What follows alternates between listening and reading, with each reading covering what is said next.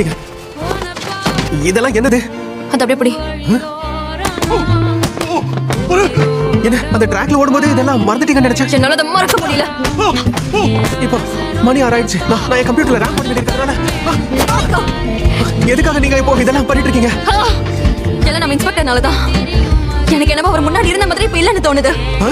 அவர் இத்தவங்க சொல்ற மாதிரி அவரோட அது அப்படியெல்லாம் ஒண்ணும் இல்லைங்க.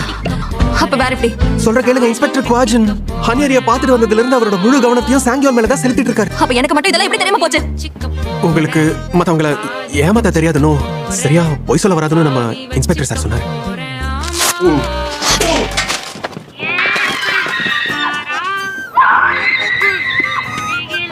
டெப்டி பாம் ஏன் அப்படி ஓடுற?